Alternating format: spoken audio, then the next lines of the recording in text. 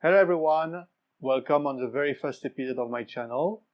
On this channel, I intend to talk about Indonesia, but from a foreigner perspective. For this very first video, I want to talk about something that really left a mark the first time I came to Indonesia. I'm talking about the transports. So before starting this video, maybe I should tell you a bit about myself. My name is Timo. I am 33 years old and I'm from France. I'm currently married to an Indonesian woman. So we're living together in Indonesia. We are both experienced travelers. We've been traveling in several countries, sometimes together, sometimes on our own. And I personally have been living in several countries, including Malaysia, Indonesia, of course, Thailand, Ireland, and China. And of course, France. Either way, why I want to make this video? It's because the transports of Indonesia and the life in Indonesia in general are very different from what I saw in the other parts of the globe.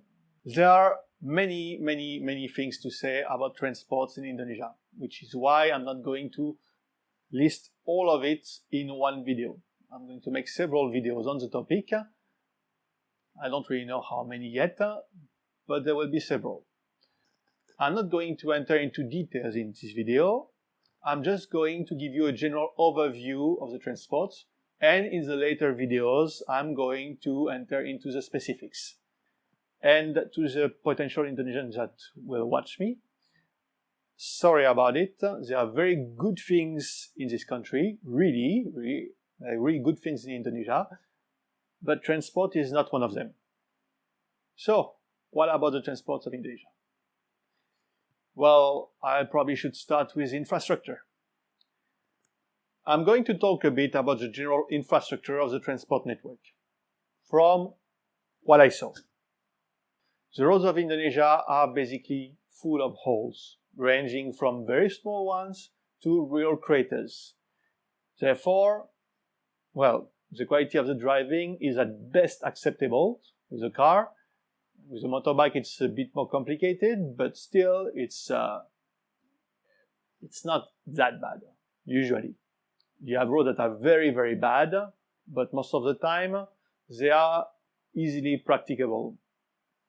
But it's hard to talk about the condition of the roads of Indonesia without talking about why the roads are not as good as in our Western countries. Well, there are several reasons for that. Reason number one, money. Pretty basic, I know, but maintaining and building roads cost money. A lot of it. And Indonesia is not the richest country of Asia, which means they cannot always afford to build and maintain an extensive network of roads. Reason number two, the landscape. Indonesia is not really what you would call a flat country. You have hills everywhere. It makes the landscape very pretty with lots of waterfalls. And if you don't know that place already, I advise you to check on Harau Valley. It's a very pretty place located in West Sumatra. You have this amazing rock formation with plenty of waterfalls. You have both places that are accessible to what I'd call lambda tourists, and also places that are a bit more secret that are only accessible if you look for it or with a guide. So it's a very nice place for nature tourism. If you haven't been there already and if you want to visit Indonesia, go there, you will not regret it. So, back to the topic. Those hills and waterfalls, it's all very nice, very good to see, very attractive. And it also makes the job of building roads a whole lot harder. Reason number two, the rain. Indonesia is a tropical country, which means periodically you will have a rainy season. And during those rainy seasons, it rains an horrendous amount of water. And this rain can infiltrate the road, which in turn can weaken its foundation and cause potholes. And if the rain is abundant, it can even cause landslides, especially on hills, which, I remind you, represent a hefty portion of the Indonesian landscape. Reason number 4, the earthquakes. As you might know, Indonesia is a country located in a highly seismic zone. Major earthquakes happen roughly every 18 months. Among those major earthquakes, we can count the earthquake that caused the tsunami on Padang in 2009. So earthquake in the area can be pretty devastating, and the destroyed roads is just one among many collateral damage that they can cause. Okay, we covered the infrastructure.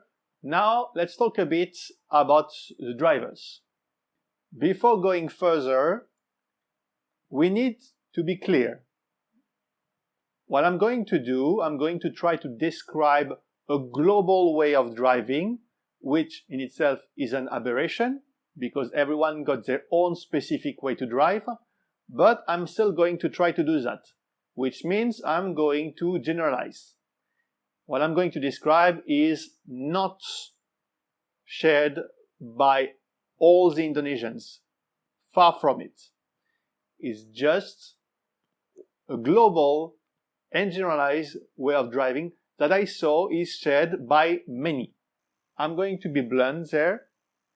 Indonesian drivers are clearly and globally speaking the worst driver I ever saw in my life.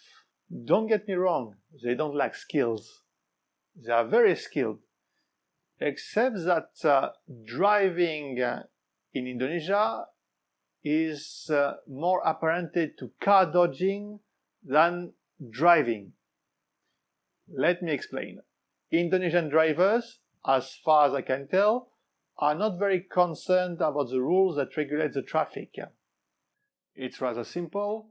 If I was a policeman and had to apply the driving regulations to the letter, I could probably fine every single driver I see in Indonesia. Of course, you get people driving without a helmet, people driving at 3 or sometimes 4 on a bike, people taking over on the wrong side, and I could go on. But what you need to remember is that all those violations, even if they seem rather minor, when they are generalized like it is in Indonesia, well, it makes driving in the country rather dangerous. To sum it up,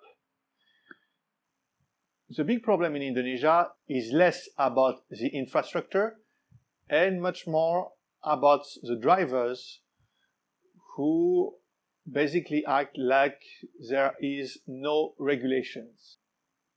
Actually, only a handful are really driving like on a racetrack. But the problem, the very heart of the problem, is that the drivers who are behaving this way are often the ones that are driving the intercity transports. I've been in those transports several times, and those guys can be the worst. But we're going to come back to it in another video. To conclude this video, if you are to visit Indonesia, I advise you, rather than driving yourself, to hire a local who knows how to drive carefully. Usually the price range from 300 to 500,000 rupiah for a car per day, which is roughly $20. So it's not that expensive and it's much safer this way. Thank you for watching. Don't hesitate to leave a thumbs up, a comment, and to share the video. That would really help the channel. Thank you, and see you in another video.